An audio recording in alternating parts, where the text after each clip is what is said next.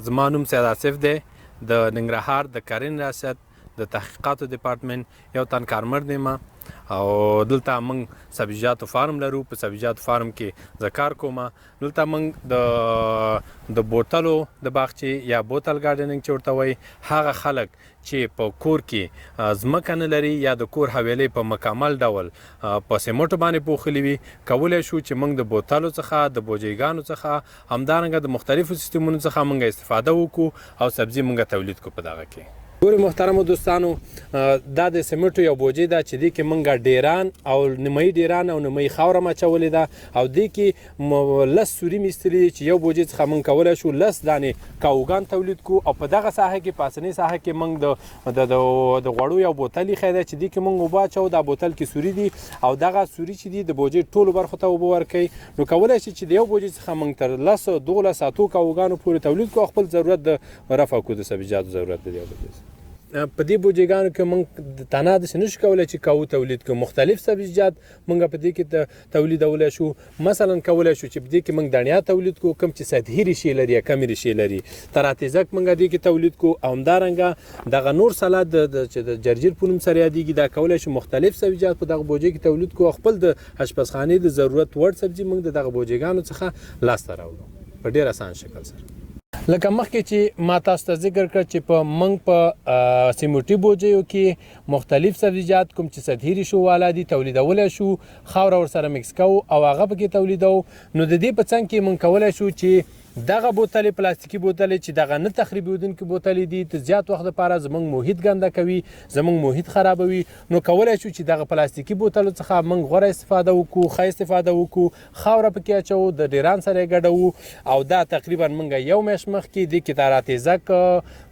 کاهو، دڼیا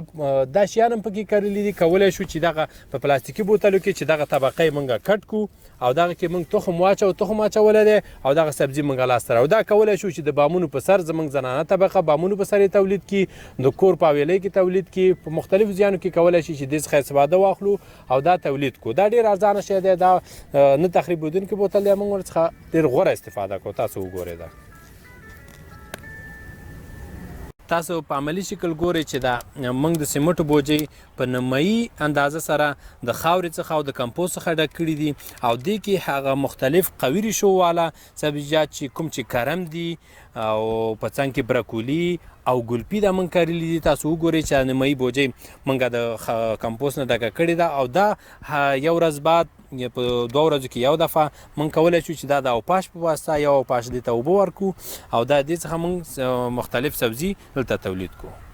لکه مخکې چې تاسو ولیدل چې موږ په پیپسي بوتلونو کې سبزي تولید کا، په سیمټو بوجۍ کې تولید کا. اوس کولی شو چې په لږه اندازه زیات مقدار خاوره اخیستونکي بوتلې چې تاسو ګورئ چې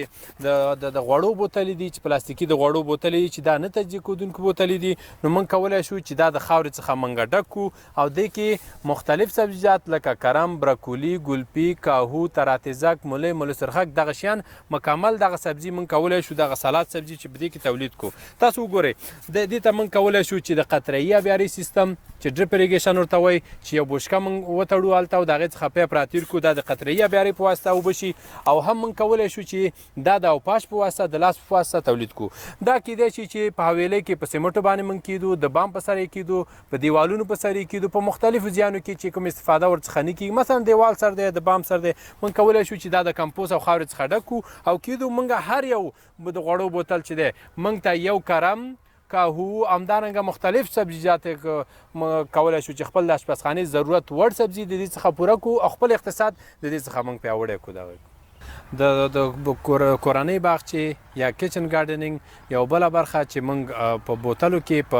پلاستیکي بوتلو کې هغه هم د پیپسیګانو په بوتلو کې چې یو بل سره نښتي دي، د هغې لاندنۍ طبقه د یو بوتل موږ سوري کوو، د دې بل سر ورسره داخلو تر څو چې دغه یو اوږد سیستم جوړ کړي. دا په عموما د کور په هغه ساحه کې تطبیق وړ دی، په کوم ساحه کې چې دیوال وي دیوال ته موږ کولی شو چې دا ځوړند کړو، مختلف سبزیجات دې کې تولید کړو په کم مقدار سره البته، او کولی شو چې دې کې موږ موسمي ګلان هم تولید کوو د خپل د کور د ښایست خاطره. نو تاسو وګورئ چې دې کې موږ 15 بوتلې دي، دا موږ دیوال ته اویزان کولی شو، ځوړندولی شو او په دې کې مختلف سبزیجات موږ تولیدولی شو. د دې ابیاري په ډېره اسانه طریقه سره کیږي. لومړنی بوتل چې پاسینی بوتل دی دغه موږ ابیاري کوو، دغه ته موږ اوبه ورکوو په لوټه باندې، دغه ته اوبه ورکوو. کله چې دغه ته اوبه ورکوي دغه اوبه چې دي د لومړني بوتل څخه نورو لاندو فرعي بوتلو ته په قطره‌ایي شکل سره یا ډریپ شکل سره غورځېږي. تاسو وګورئ وروره د دغه پاسیني بوتل څخه اوبه چې د دې پاسیني سر سوریه دی لاندې بوتل ته راځي، د دې بوتل څخه تاسو وګورئ دغه بل بوتل ته په قطره‌ایي شکل په ډریپ شکل باندې قطرې څڅېږي لکه د باران په شکل باندې. په دغه سیستم باندې په اسانه طریقه چې لومړی بوتل اوبه شي نو ټول بوتل په همدغه طریقې سره موږ اوبه کولی شو. ضرورت نه لرو چې موږ ټول بوتلو ته اوبه واچوو. موږ کولی شو چې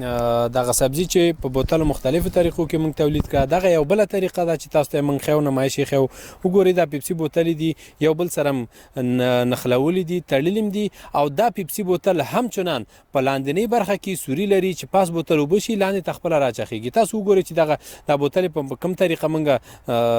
ځوړندې کړي دي، یو بل سره هم سره ارتباط ورکړی دی. دا یو بله طریقه ده. پاس تاسو وګورئ چې دغه بوتلې فقط 2 بوتلې موږ یو بل سره د ګلدانۍ په شکل تړلې دي او په دغه ګلدانۍ په شکل موږ کولی شو چې دغه کې هم سبزي تولید کړو. په مختلفو طریقو دوستان تاسو کولی شئ چې دغه پلاستیکي بوتلو څخه، دغه نه تجزیه کیدونکو بوتلو څخه استفاده وکړئ، خپل محیط پاک کړئ او دغه سبزي پکې تولید کړئ، خپل د کور ضرورت پوره کړئ. په آخر کې مې محترمو دوستانو تاسو ته دا پیغام دی چې تاسو په خپل حویلۍ کې کوم چې کافي اندازه ځمکه نه لرئ، کولی شئ چې دغه د بوتلو د سیستم څخه، د بوجیو د سیستم څخه، د پیپسیګانو د بوتلو د سیستم څخه استفاده وکړئ او خپل محیط د دغه نه تجزیه کیدونکو بوتلو څخه پاک کړئ او په دغه کې سبزي تولید کړئ په مختلفو طریقو. لکه چې مخکې چې ما تاسو ته ذکر کړه ومښودله، کولی شئ چې دغه سبزي د بامونو په سر او همدارنګه په دیوالونو په سر تولید کړئ او د دې څخه استفاده وکړئ او خپل د اشپزخانې د ضرورت وړ سبزي د دې څخه لاسته راوړئ.